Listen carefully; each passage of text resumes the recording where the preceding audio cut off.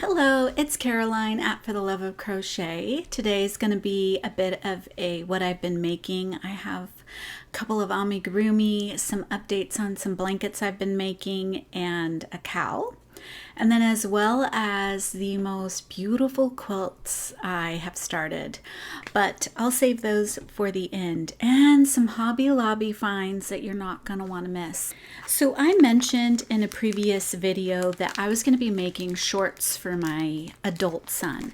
He wants granny shorts. Well, I showed a little video of these things that I found at Hobby Lobby, and it is these holy things for making like an elastic waistband, or you could make this for garment making. So this is the thinner one. It's very stretchy, and you could use this for making your garments, maybe for the wrist and the bottom of the waist of the garment. I'm drawing a blank of what I'm trying to say, but you know what I mean. And then they had this thicker one, and this one is much wider, same stretch. So I plan to use this, incorporate this somehow on his shorts as the waistband, so that I don't have to put in drawstrings, tie strings, or try to do an elastic. You know what I mean. So it's just to be able to cinch that waist a little bit without the shorts falling down. Just a couple of granny squares using the yarn that I made. I put that in a previous video. I haven't tied in my ends, but I'm liking the light to the dark contrast here. So this is the natural fiber yarn. What's that thing that everyone's allergic to? I'm drawing a blank. The superwash merino. That's what I meant. The merino wool. That's the word I was looking for. It's a Lion brand number 3. Picked it up at Joann's, and that is this color, sage. And wouldn't you know, I don't like it for him. This color. I didn't like the way this worked up, but I do like the bright and the dark contrast. So I think I'm going to try something with those two colors and leave this one out. And yeah, so that is the start of trying to assemble some shorts for my adult son. An update on my hexagon blanket. I made the little birdies. I found this as a free pattern. And it goes, you have to go through a couple of clicks to get to it. And it is by Ilaria, who I'm going to mention again later because I did some amigurumi. And these are the birds that I went with. And this is from the yarn that I was gifted by Pamela at Ginger Cat Crochet. Sorry, I'm holding it by its tail there. So I think this is the perfect little size, and then I can actually embroider maybe a little, to give it some definition, some wings on her. And then I did a blue one, but because I want the birds to face, this is the back side of the crochet rather than the front. So yeah, that is the birdie. So these are what I'm going to put on my hexagon blanket, but maybe you can help me. I don't know where to put them. I tried to lay it out on my bed. I'm just like, I don't know, like, should I put them on top? Should I put them on top of the tree? Should I put them on the flowers? But I think I want to put them up here because there's so much empty space up here. Those are the clouds, and yeah, so I'm having trouble figuring out where to put them on my hexagon blanket. And I did finally pick up some very light, thin yarn to make more flowers to add to my flower garden. So I will work on that still. But yeah, I don't know where to put my little birdies. Okay, and then Eladia. I'm going to mention her again because I made something by her. But first, the cowl. The cowl has started August 1st. Not my cowl, Jenni at In My Spare Time Crochet. She is a new crochet YouTube podcaster. She's putting up tutorials. She's a market prepper. She has a couple of her own patterns. So if you're interested in that, go and give her a check out. But she's doing a crochet along with this Granny Square, A Year of Granny Squares by Kylie Molera. 52 grannies of crochet, one for every week of the year. Now, I am doing this and I am joining in. She has a Facebook group and a little tracker planner that is just so perfect. I love it.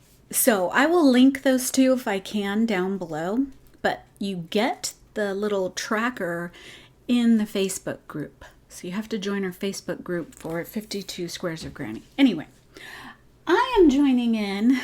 I'm dog sitting. You want to come say hello? I should say I'm grandma sitting my puppies. These are the only grandbabies I have. She has one blue eye. No. And one black eye. Okay. I forget what it's called. She's pretty. She's pretty. These are the only grandbabies I have. Okay, no more breathing. Go away. Go away. I am joining in on this cowl because I want to be better at reading crochet patterns like this. So I'm okay with reading amigurumi patterns for the most part.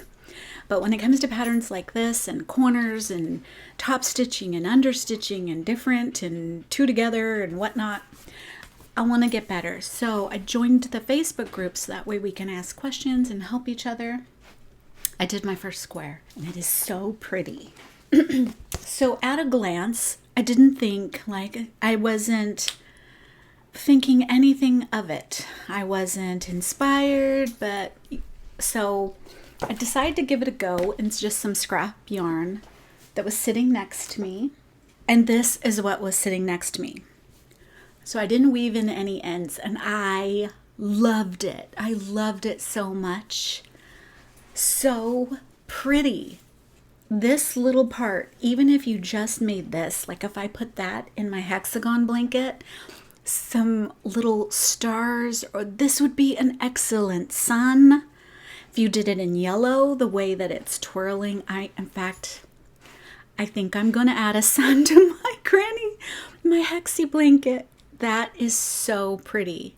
I would need to do it in very, very thick yarn to make it bigger so it's not so far away. And I'll put it in the corner of my hexie. So I really, really loved how this was coming out. Oh, look I can do both. I could make this a yellow and then this one a little brighter yellow and then orange. No, just these two would be enough. Anyways, I'm getting ideas now. Okay, so that's what I made when it was just the yarn sitting next to me. And that was to make sure I could make the granny square before having to ask questions.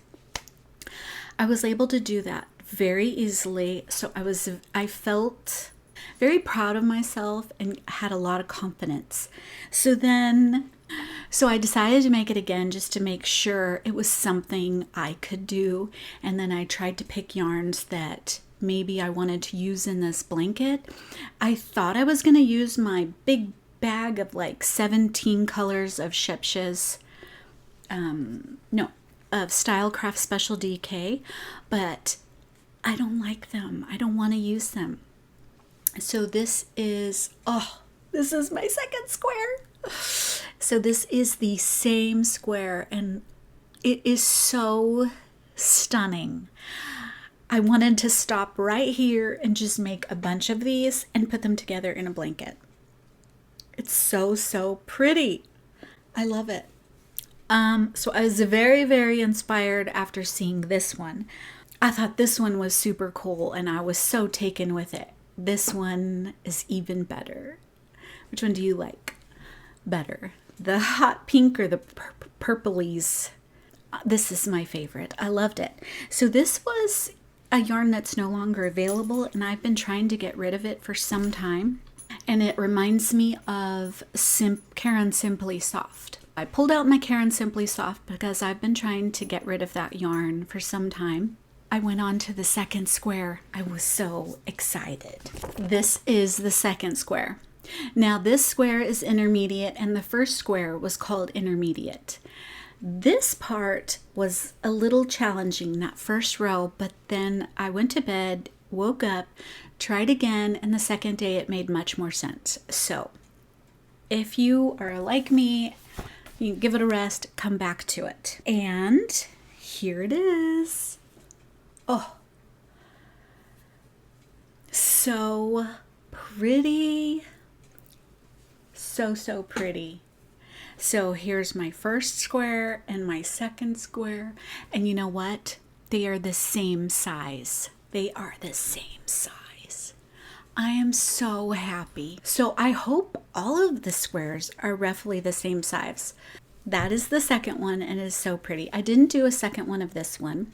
Again, this is trying to get rid of Caron Simply Soft type yarn, but this one was a different one. That one took me 2 days because I needed to give it a break. But then last night I went ahead and did another one, and I went on to the third square. And this one says it's intermediate as well. And this is called Rose Hip. I thought this one was going to be easier. It kind of is more than the second one. So I have a couple ends to weave in. Just finished it last night. So pretty. And they're the same size. I'm so excited. So pretty. So I was really inspired. I had to stop myself and like, no, you need to wait for the fourth one. So I did the first 3 weeks of Granny Squares in a 52. I'll have this book linked down below. I am extremely happy with it just on these first 3. I have so many crochet books and I can't say that I've worked as many patterns now as I have in this one. So I'm really happy that I did that. You know what? Going back to the shorts real quick, I forgot to mention my other purchase. So here's the other purchase I made.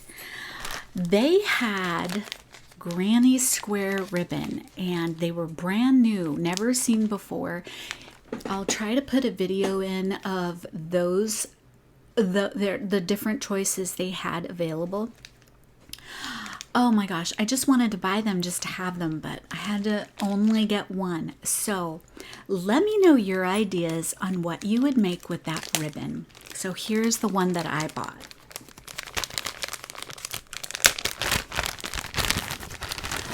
I only got 2 yards of it, and it's not like super cheap, but it's not really expensive.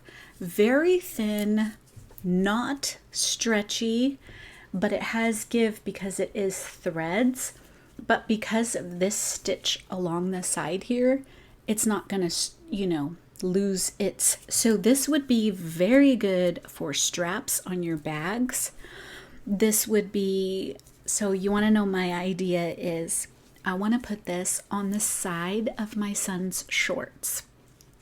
I don't know that it would go with the colors, but maybe, because I did decide on these 2 colors, squares, and I do think it goes kind of hard to see.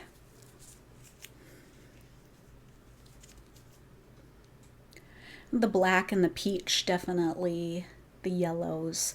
So I wanted to put this on the side, and there isn't a stitch you can work in here, but maybe I could sew it on, or I could go through the holes right here. Oh, like the stitch of the Granny Square. It has some spaces here. So I bought, I think, yes, 2 yards. Someone over there when I was buying it said they were going to use it as a headband. They were going to use it as a headband. And then, like I said, I think you could use this for garments, the bottom, or reconstructing clothes from like Goodwill, and maybe you need to do, oh, that's right, I have to show you this. Okay, look. So you see this, This was my niece's top, and she was getting rid of it. She's done with it. But look at that. This is a shirt. You could make something like this. It's just a plain shirt, has a little tie front, but they put that on the shoulders, and it's actually not underneath. It's sewn in through the seam here and underneath in the seam here.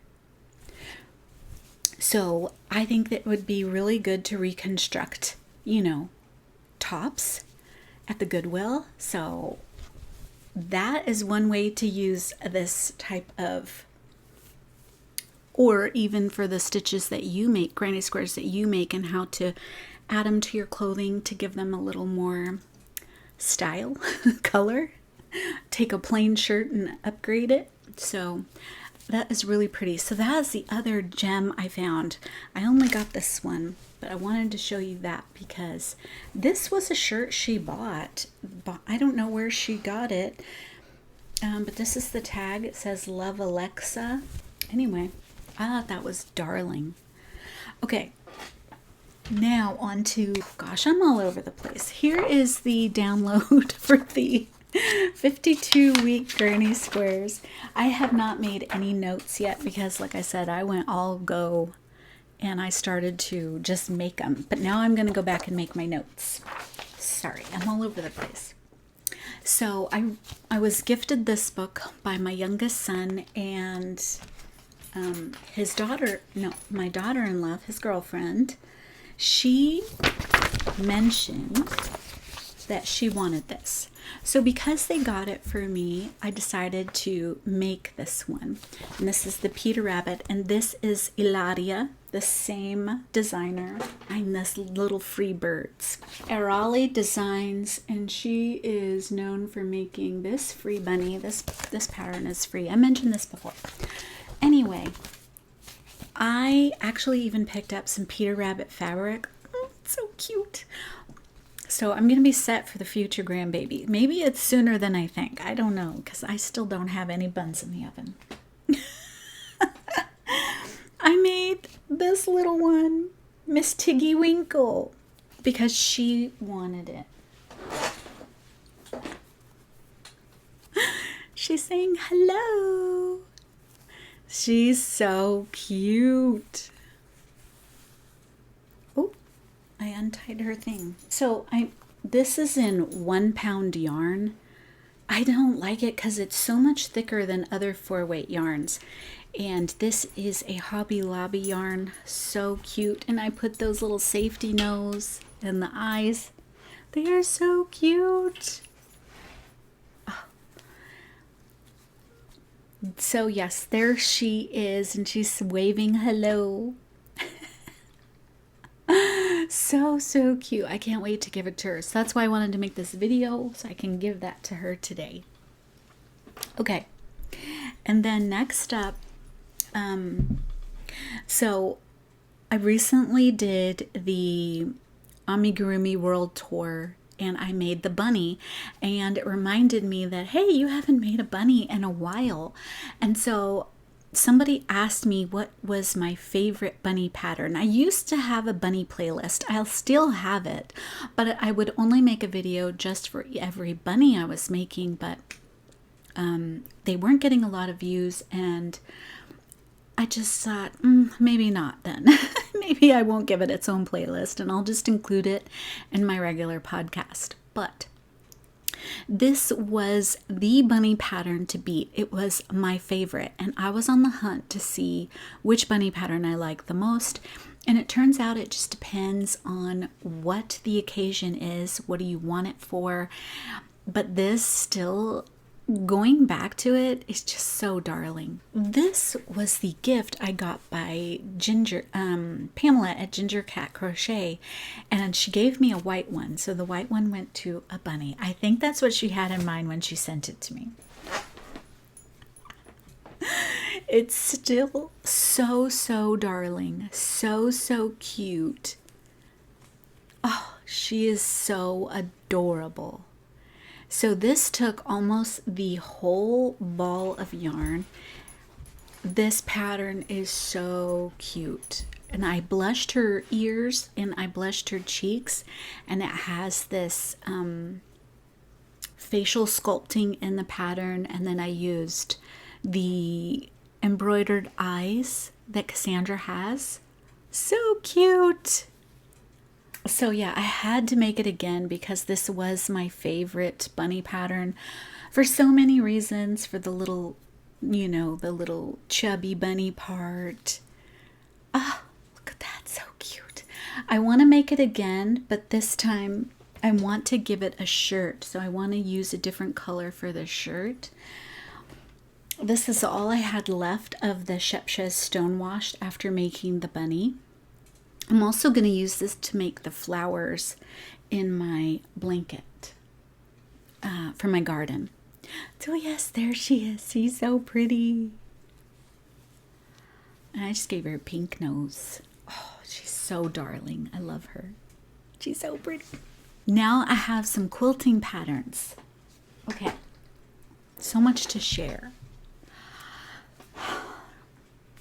Okay, so this pattern is called Beads on a String, and this is a paper piecing pattern. This is something I learned at my local quilt shop, and basically we just put 2 pieces of fabric and sew on the lines and sew on the lines and sew on the lines, and then after you're done you just rip it off. And this is the result after being quilted.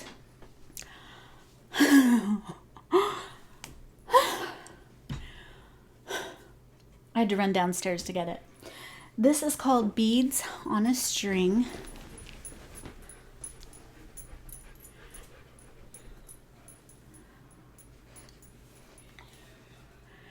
And this is what I chose for the back of the quilt. It's so pretty. It's so pretty. And I still need to weave in some ends. So my quilting is outlining all of the beads and then doing like a chevron. You can't see it because I did it in white. I love this. So this one still needs to be binded. I think I'm gonna go with the black to bind it. And oh my goodness, do I love this fabric in the back. So pretty. So I am making a whole quilt.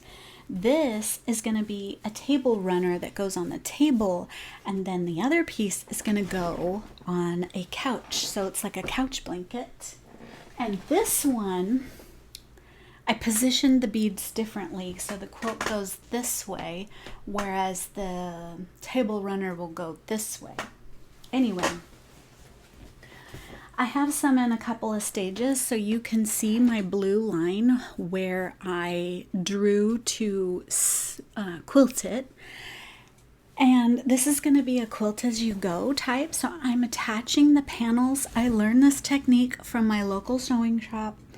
Really excited because I can quilt so much easier on this long strip rather than a whole blanket trying to fit it under your machine. So the fact that we can try and panel piece together is so cool. So that's something I'm gonna try. So here are my beads on a string. So there's gonna be a black line that comes from here. These are called my beads, and then this is the plain block. So there's going to be a bead on top of there. So that is one. So that one you can see my lines that I drew, but this one I've already erased them. So pretty. Pinks and turquoise and some little lime green. And then this fabric, I'm gifting it. So this whole set is going to be a gift. So that is the back. It's dandelions and I don't know what kind of flower. Oh, these are dandelions too, but they're in pink and then white, and it has the blacks. And I'm going to bind it in that black fabric as well. These are the strings on the beads. So pretty. So yes, so much easier to quilt I don't know if you can, no, you can't see the quilting. So much easier to quilt in panels, and it also gives you good stopping points. You do one, it's easy to manage to do one at a time. So that's been exciting to learn, lots of new techniques with that. And then the final blanket has to do, I left my book downstairs. I'll try to insert a picture of the book here and I'll link it down below. I love that book. And I said I wanted to make this heart blanket for my bed, and I put it on my bed, and the whole heart is going to take up the whole center of my bed so perfectly. It's going to fit so beautifully. Oh, I can't wait. Ooh, so that's the bottom of the heart, and then it's going out into the long, body of the heart. And I love how it's coming out. It's supposed to be scrappy, and they just are so beautiful. It's coming out so nice. So I'm looking forward to working on this too. The only thing that stops me from finishing projects, keep seeing something new, or there's a new class being offered. This little guy just got stepped on when I went back. So that is what I have been working on and what I got going on. Let me know what you have going on, and I look forward to talking to you soon. Bye.